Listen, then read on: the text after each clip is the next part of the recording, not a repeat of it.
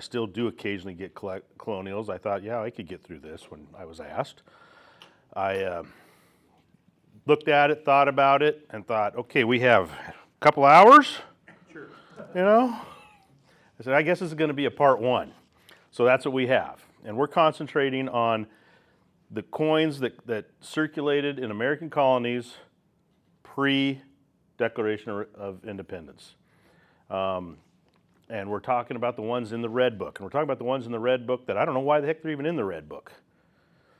Because when I think about colonial money, I'm talking about money that circulated in the colonies. And when we talk about the money in the colonies, you know, what happened? Where did we get this money? We came over here, and you know, immediately the colonists began trading with the Native Americans for things like furs that could be shipped back to England. That fur trade started here immediately when colonists landed. They also were trading with the Native Americans for things that they could use. You know, they showed up, they had so much supplies, but you know, you hear the kid's story for Thanksgiving that, you know, they showed up, they had so much supplies, but they didn't have time to get a crop in, and they had to, you know, find these foods. So these trades were happening. To trade with the Indians wasn't too difficult. They were quite happy to get cheap glass beads.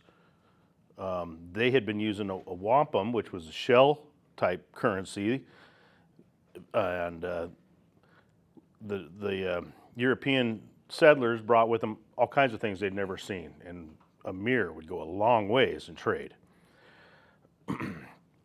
And the things like the beaver fur, you know, it was a very important one. It showed up on coinage.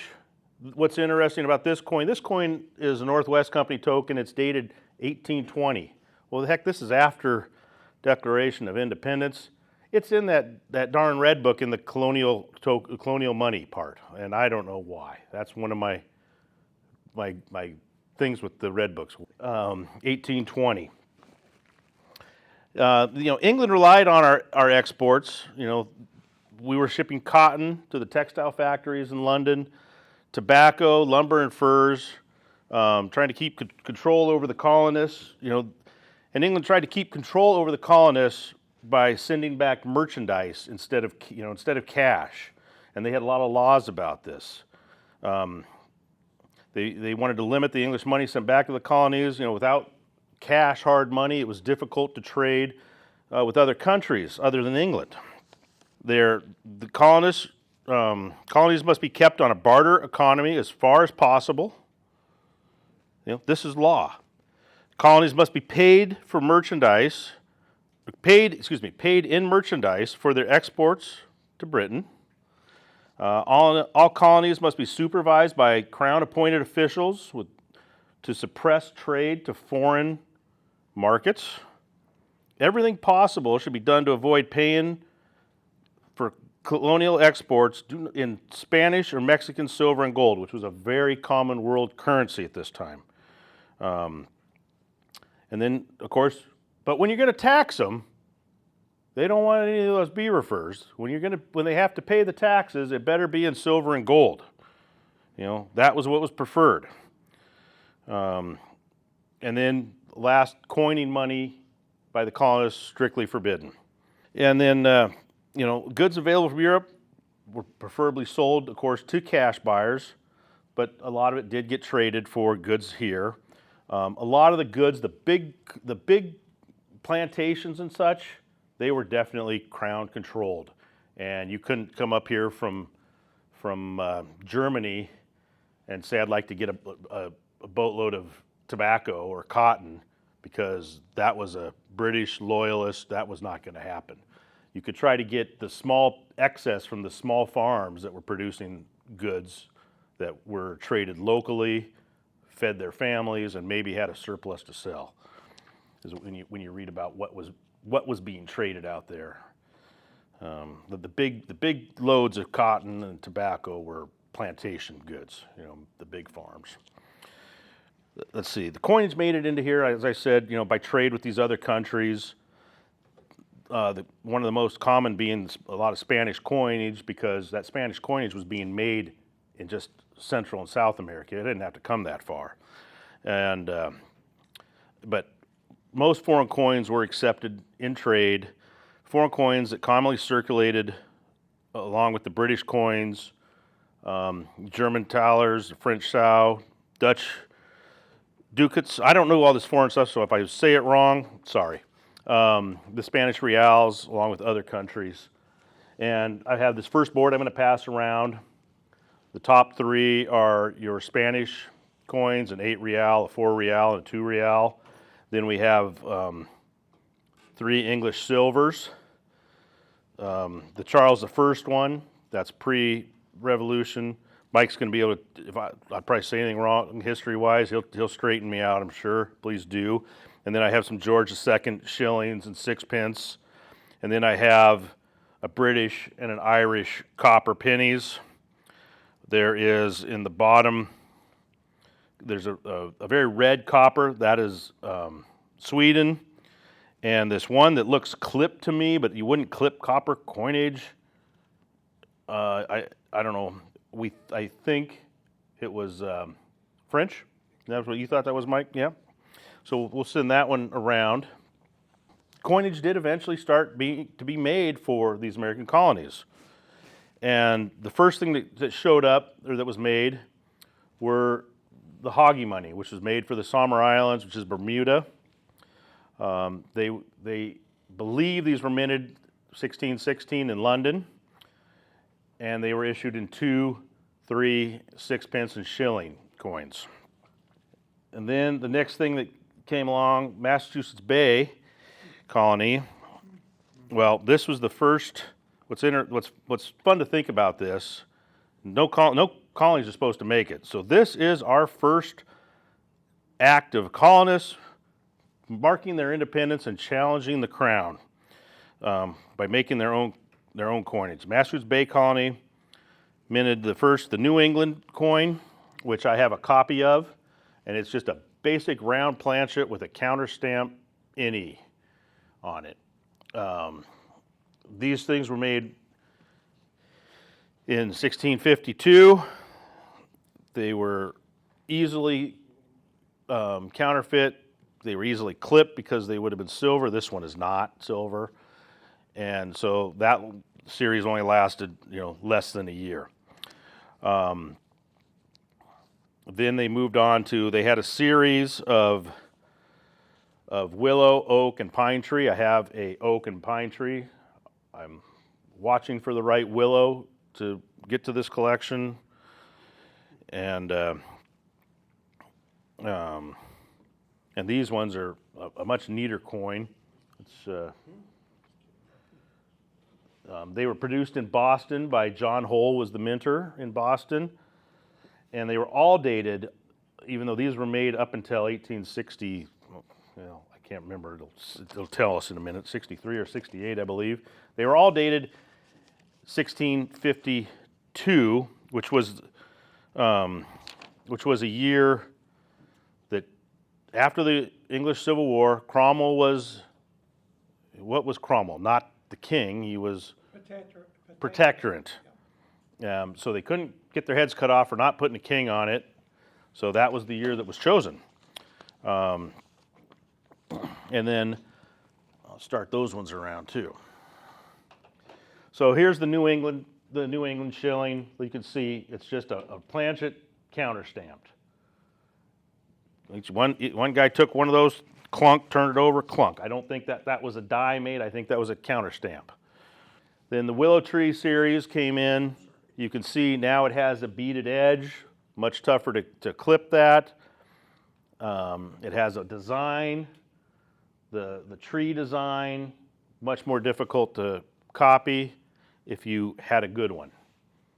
Probably no, but it would have been dang tough to compare them side by side. These guys were not that sophisticated. So I heard tons of these were counterfeit also. And the only way, they would have been light. I shouldn't say tons of. I don't know how much that silver would have been counterfeited. When we get into the coppers, way more counterfeiting. So was that the most common way to tell they were counterfeited, is they were lighter? I believe that's the only reason you would have counterfeit this. they wouldn't have had the metallurgy to be making a bunch of off-metal stuff. No, I And- know back then it would have and been. it would have just been light. Yeah. And then, the oak tree, which we have one of those to look at, 1660 to 67. And then the pine tree, 1667 to 1682. Again, all with the same date of 1652. So the next act of defiance was the circulation of paper money.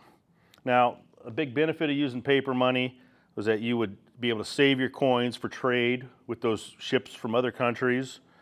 The paper would have really only been good locally.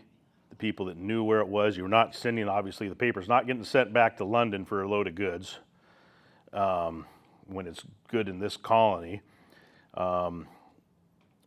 And just by the lack of coins available, paper currency, was kind of necessary. They were payable in either British pence or Spanish milled dollars. Later, to finance the Revolutionary War, Continental Congress also authorized the continental currencies, which are different than this one. So then, many types of coins circulated in the colonies. Copper coins were very common for copper coins to be circulating at twice their value once they made it to the colonies, just as a matter of demand. And then they were known that they were a British penny. Their value was more here than what you could get them get them for in England. That's partially why a lot of these did make it here. It was speculative to send them over here. You could have, if you were in England, had money, you could send over your money for goods, and you were getting twice the value to bring back. And there were lots of private or things ordered by who was in charge of an area. In 1659, Cecil Calvert, Lord Baltimore, who was not in Baltimore, he was still back in England. He had silver pieces struck in England and sent to Maryland to his colony that he financed to start. So he had these ones sent back to Maryland. These were produced in shilling, sixpence, and groat, 4-penny. I don't know, this is a general study. I question, well, why in the heck, we got 2, 3, 6 shilling, then we got 4, 6. Mike, do you know why the 4 was a number? Okay. I wondered that, but I didn't want to go down that rabbit hole. And these ones were pretty much gone from circulation, and this is basically a quote when you read in Breen, is where I found that these were gone from circulation by 1700. Mark Newby, an immigrant, he came to the colonies from Dublin in 1681. He brought with him a bunch of Irish coins known as the St. Patrick halfpence and farthings for use in New Jersey.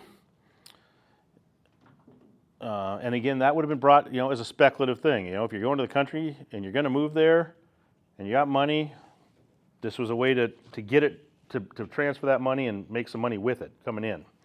The Rosa Americana, and I was talking about, these are coins that did circulate. These are private coinage that did circulate in the colonies. When you go into the Red Book, I'm splitting this down into the ones that we do know circulated. The Rosa Americanas were made in England by William Wood. They were made in halfpenny, penny, and 2-pence. The first pieces struck were undated, and then they were dated 1722, 1723, 24, and 1733. And so William Wood was a coiner, and again, these were all made as speculative ways to, it cost him less to make that coin than what he could get for it in goods in the colonies. William Wood also coined Hibernia farthings and halfpences. So Hibernia is Ireland. I don't know if I believe it's Latin, means Irish, or Hibernia is Ireland, or Irish and Latin. Anybody? I keep looking at you, Mike, because I know you were the British scholar. I think it is. But I believe I'm pretty confident that Hibernia is Latin for Ireland or Irish. So you talk about Hibernias, they're they were intended originally for Ireland. These were made, they were unpopular in Ireland, so then they were sent to the colonies because, God, they'd take anything copper over there. Hiberna Voice Populi coins, which Voice Populi means the voice of the people. They're attributed to Mr. Roach of Dublin. He was a button maker. He made buttons for the British military. And these were struck in 1760. They were valued at halfpence and farthing. After the new George III halfpence arrived from the Tower Mint, so now we have a king back and we have brand new coinage. So all this coinage has been making when there's no king in power. There's a protectorate. And these new English coins showed up in Ireland, which would have been 1766 when the new British coins were made. The speculators bought all the Voice Populi coins and then shipped them to the colonies, and they very commonly circulated. I have two of those at the bottom of this. I have Rosa Americanas at the top. I have a Woods Hiberna in the middle, and then two Voice Populis. So Bill McIver was a good friend of mine, and one of the things he encouraged me to buy from him, because he knew I was a sucker, I guess, he had a 16-piece group. I already had a couple Voice Populis at the time. I was doing some of the in Colonials, and I didn't even go into this. Every one of these Colonial coins you see, there's a book on, and there are tons of die varieties and die pairings, and you could collect the Connecticut's over there that Jeff brought in. Neat coin, hundreds, 355 die pairs of that coin you could collect. The major die varieties for the Voice Populi, there were 16, including the raw one here is dated, if you look at it, it was incorrectly made as 1700 in a better variety. So this is a 1760 over 1700. You can't see, they put a little, after they realized they put a little tiny scratch above the first zero to call it a 6. You can't even see it on any of them that I've seen. And so there's that. That's a variety. I ended up buying Bill's collection from him because he really encouraged me to, and it was probably a very fair deal. And that trail started around. But so I have the major die varieties of all the Voice Populis, which is kind of fun. You know, if you had money, that was a speculative way to make money for somebody, was to get money to the American. You would send whatever coppers these were. People, you know, the new King's coin is here. Get all that crap out of circulation as it came in, and you could buy it for a cent, and you know that in the colonies, you're going to get more than a cent in value for it. You get as much as you can, and it's not going to do you any good to send over $100 worth. They were sending, you know, thousands, and you know, they would send these things. When you read about the shipment that arrived, it's never in a dollar amount. It's with the coppers, it's always, when you read about it, and I shouldn't say always, I'm sure somebody knows, but most of the stuff, when I read about it, they talk about how many tons were sent, you know, how many, you know, casts were sent, and it takes a lot of these to make a ton. The Higley coppers, this is kind of a fun one because now we're back to ones that were made. Those others were made, except for the Massachusetts, which were made here. These ones were back to a coin made.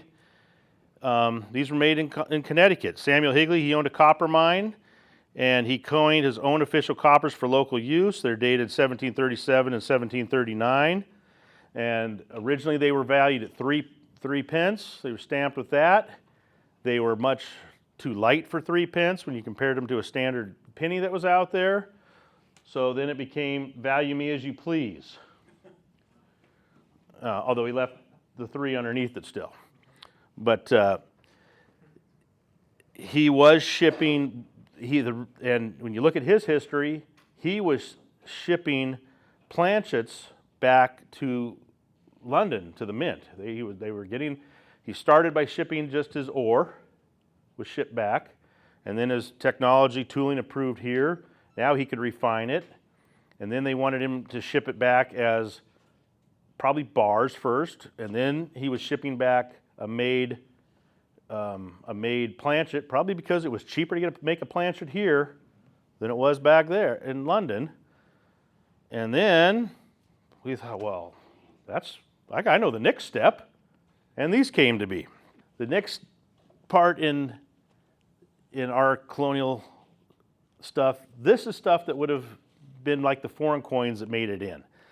Interesting stuff in our colonial are the French issues. These were sent for the French colonies in the New World. New France, Newfoundland, Acadia, which is Nova Scotia, the French West Indies, Louisiana. These were big French territories, and they were sending their money back to that. When you look at it, it sounds like they sent a lot more of their regular money. There's nothing separates. You couldn't pick up a coin and say this circulated in the colony versus in France until you get into some of these ones. Well, at the end of the 7 Years' War, France ceded basically most of Canada to England. They were left with their West Indies territories. And so they had lost a ton of coinage that was left there. They lost it. And so in 1763, they recalled all the silver sows circulating in their territories and counterstamped them and then started shipping them back. 6 million sows were counterstamped and returned to the Caribbean colonies. And they went from being valued at, again, this is not a picture of the sow. This is a piece made for French colonies later. And they were valued at 1/6 bit, or equal to 1.5 pence. After they counterstamped them and sent them back, that would have been their known value. In 1767, the Paris Mint issued 1.6 million copper sows for the colonies, and these were labeled colonies. They're on this board. They're at the top, and then we'll have another labeled French colony. This one, there's the 30D or denare, I believe is what it is. It was a French colony's coin. That's a 1711. Then we go into the 1767, and they say right across them French colonies. And then I'll talk about there's two there. There's one uncounterstamped and one counterstamped. There you go. Thank you. In 1767, they minted 1.6 million of those. By 1793, only 2% of that had been shipped to the colonies. And that was the unminted ones. The remainder of that was then counterstamped RF. They are known as collets, and they're valued at 1/4 bit or 2.25 pence. Oh, on the bottom of that piece, you'll see the elephant tokens and a Virginia halfpenny. So the next part of the Red Book, I'm going to talk about some of the coins that they're in the Red Book as colonial coins. They never, ever circulated. The Virginia one was sent to the colonies, but it never left the bank. Elephant tokens, highly collected in the Red Book. They were a metal used in London to advertise the colonies. There are two different reverses. I should have gotten a picture of it. We can look in the Red Book to see the other picture. But elephant tokens, they never came here to circulate. They were an advertisement piece, a metal used in London to advertise the Carolina colonies. The Virginia halfpennies of 1773. Again, here we're talking about tonnage. Again, 5 tons of the halfpence were minted at the Tower Mint, so these were made by the Crown. The colonial treasurer in the colonies, Robert Carter Nicholas, refused to release these coins into circulation without a royal proclamation authorizing him to, because the law was, no coinage to the colonies. When the proclamation finally reached Richmond, the Revolutionary War was going on. there was combat erupted, and these things were never released. They were essentially hoarded by the bank, and pretty much everything you see are going to be a higher grade red. This one's, a very good red on it still, and that's because they sat in a barrel in the basement of the bank. The next one, New York and America token, farthing size token. We don't know the origin or the purpose, and the Venus and Cupid on it, that may suggest that the colonies are a great place to live. To have Venus and Cupid on there, go to the colonies, is good loving. I don't know what's going on here, but these were metal in England. They were never circulating in the colonies, and these are all in the colonial section of our Red Book. Now, the Pitt tokens. These were designed by James Smither and minted privately in Philadelphia. These were not a coin.